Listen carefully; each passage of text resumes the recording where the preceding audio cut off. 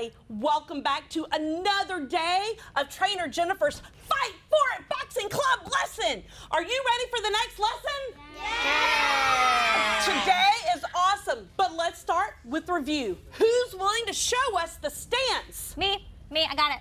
I need a stance. Okay, all right. Let's go, Junior Trainer Lauren. Stance. Oh, that's good. Stance. That's good. We just need a couple of, okay, that's good. Wow, thank you. Excellent. Okay, next we learn the jab. Oh, I'm really good. Who's going to show us I'm really the good. jab? I'm really good at the jab. Okay, all right. So, Junior Trainer Lauren, are you getting a little tired? No, I'm fine. Okay, all right. Show us the jab. Let me know when. When.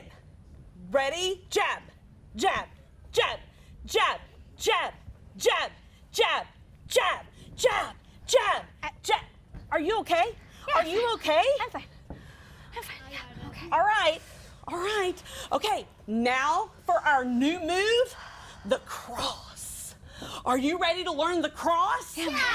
All right, time for the cross. Who's gonna help me demonstrate Me. the next? Me. Oh, Yeah. Well, can we talk privately? oh, sure, of course. Just a minute. So, as the junior trainer, it's probably my job to demonstrate it. I think that they would get overwhelmed and probably not do a very good job. Okay, so they can hear you. I don't think so. I whispered. Yeah, that's not really a whisper. That's fine. It's fine. All right, I can do it. I can do it. Okay, I can do it. We'll try it. So, to get into the cross, you're back into your stance. You have your jab. You have your jab. Your jab. Junior Trainer Lauren. Oh my goodness. You don't have to do all of this yourself. I bet Trainer Chris has a story about someone in the Bible who couldn't carry it all by themselves. And I think he has a word for us. Take it away, Trainer Chris. Of course, we are going to shift from Nehemiah's time to Moses' time. Moses and the rest of God's people, the Israelites, were being held captive in Egypt where they faced many battles. With God's help, Moses led the Israelites out of captivity, across the Red Sea, and into the wilderness. As the Israelites moved through the wilderness, they decided to camp at a place called Rephidim. They were scared, tired, and thirsty. They asked Moses, "Did you bring us out here to die?" Moses asked the Lord what he should do, and the Lord told him to take his staff and strike a rock. Moses obeyed, and as he struck the rock, water flowed out of it. Immediately following this, the Israelites were attacked by their distant cousin Amalek. Exodus chapter 17, verses 8 through 16. Then Amalek came and fought with Israel at Rephidim. So Moses said to Joshua, "Choose for us men and go out and fight with Amalek. Tomorrow I will stand on the top of the hill with the staff of God in my hand." So Joshua did as Moses told him and fought with Amalek, while Moses, Aaron, and Hur went up to the top of the hill.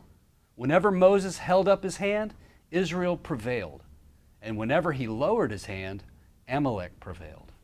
But Moses' hands grew weary, so that they took a stone and put it under him, and he sat on it, and while Aaron and Hur held up his hands, one on one side and the other on the other side, so his hands were steady until the going down of the sun. And Joshua overwhelmed Amalek and his people with the sword. Then the Lord said to Moses, "Write this as a memorial in a book and recite it in the ears of Joshua, that I will utterly blot out the memory of Amalek from under the heaven." And Moses built an altar and called the name of it, "The Lord is my banner," saying, "A hand upon the throne of the Lord. The Lord will have war with Amalek from generation to generation." We learn two important things from this story. First, we learn that we must always put our fights before God. Whenever Moses raised his hands to God, Israel was winning. Whenever Moses would lower his hands, Amalek was winning. God was able to win the battle, Moses just needed to keep his arms lifted to God in prayer. If we keep our faith in God, He will help us fight for our families. The second thing we learn is that we fight our battles together. When Moses began to tire and couldn't hold his hands up alone, his close relatives Aaron and Hur came to the rescue. Aaron and Hur stood on each side of Moses and helped him keep his hands lifted up. Moses needed their support to help Israel win the battle. This is a beautiful picture of how a family can help each other. If someone in your family is fighting a battle, you can encourage them through prayer and hold them up when they get tired. We fight for our family by loving them, praying for them, and holding them up during hard times. Does that help, Trainer Jen? So what do you say, Junior Trainer Lauren? Are you ready to let a teammate hold you up? I think she's asleep. Do you think you could help us? Come on over here, Trainer Mason. Let's all try it really carefully. Get back into your stance and let's start with the grass. The grass. The grass. Yeah. Okay, there we go. Now it is your turn to talk about what we just learned. We can help our family fight their battles by placing our faith in God, praying over them, encouraging each other, and holding up our family members.